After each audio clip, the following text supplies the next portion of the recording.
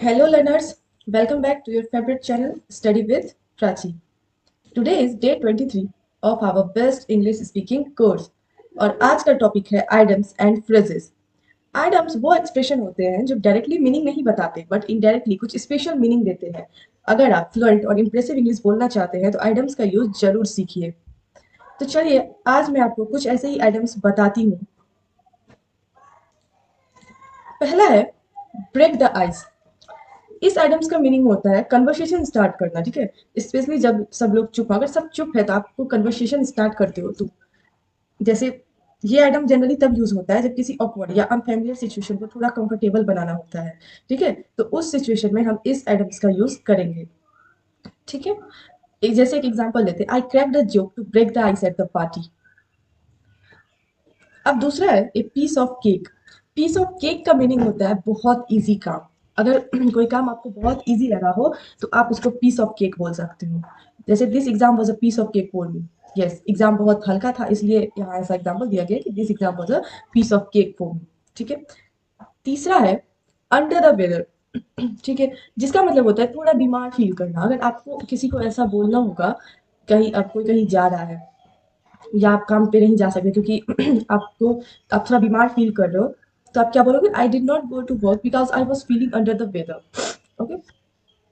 अब है चौथा है once in a blue moon, ठीक है, मतलब कभी कभी, बहुत रेयर। जब जो काम कभी कभी होता है जो बहुत रेयर होता है उसको हम लोग बोलते हैं once in a blue moon. ठीक है, जैसे एक एग्जांपल लेते हैं, I go to the cinema once in a blue moon.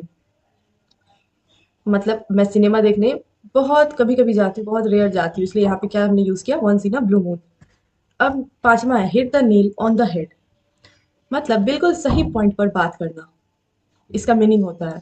जैसे अब एग्जांपल लेते हैं, you hit the nail on the head with your answer.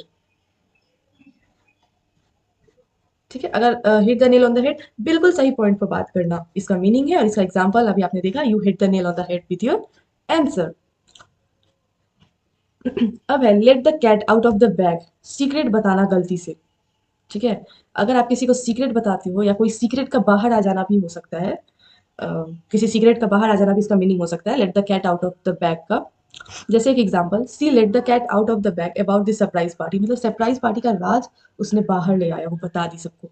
तो उसको हम इस तरह से बोल सकते हैं, she let the cat out of the bag about the surprise party. Number 7 spill the beans, मतलब सीक्रेट बताना।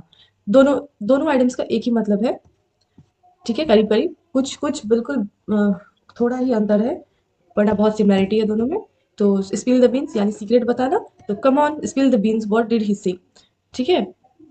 किल two birds with one stone, एक काम से दो काम हो जाना। मतलब जैसे हम लोग बोलते हैं ना एक मुहावरा, एक तीर से दो निशान करना, बस वही इंग्लिश में, वही सेम मुहावरा उसी को इंग्लिश में बोलना है, kill two birds with one stone.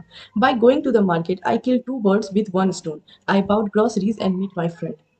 ठीक है, वो एक तीर से दो निशान कर रहा है, एक ही बार निकला तो अपने दोस्त से भी मिल लिया और कुछ सामान भी खरीद लिया, ठीक है। अब है कि आप याद कैसे रखोगे इतना सारा जो अभी मैंने आपको आइटम्स बताया, आप उसको याद कैसे रखोगे? तो आइटम्स को स्टोरी या सिचुएशन के थ्रू याद करो, ठीक है। रोज एक आइटम बोलने की प्रैक्टिस करो, ठीक है। फ्रेंड के साथ बात करते वक्त यूज करने की कोशिश करो। किसी से बात कर रहे हो तो यूज करने की कोशिश, अब किसी से नहीं करना है तो आप मिरर प्रैक्टिस करो। मिरर प्रैक्टिस में आप डेली जितने भी आइटम्स मैंने अभी बताए हैं उसको बोलो, ठीक है, उसके प्रैक्टिस करो, तो आपको ध्यान में रहेगा ये सारे आइटम्स, ठीक है।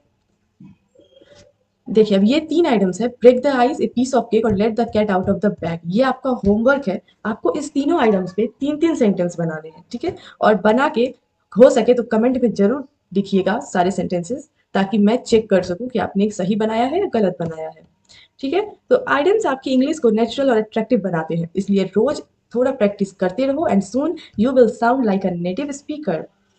और इसी के साथ खत्म होता है हमारा डे 23, और मैं अब आपसे मिलूंगी डे 24 में। तो अगर आपको वीडियो अच्छी लगी हो तो लाइक करो, शेयर करो और सब्सक्राइब किए बिना तो चैनल पे से जाना मत, ठीक है। तो मिलते हैं नेक्स्ट वीडियो में डे 24 में, तब तक के लिए हैप्पी लर्निंग।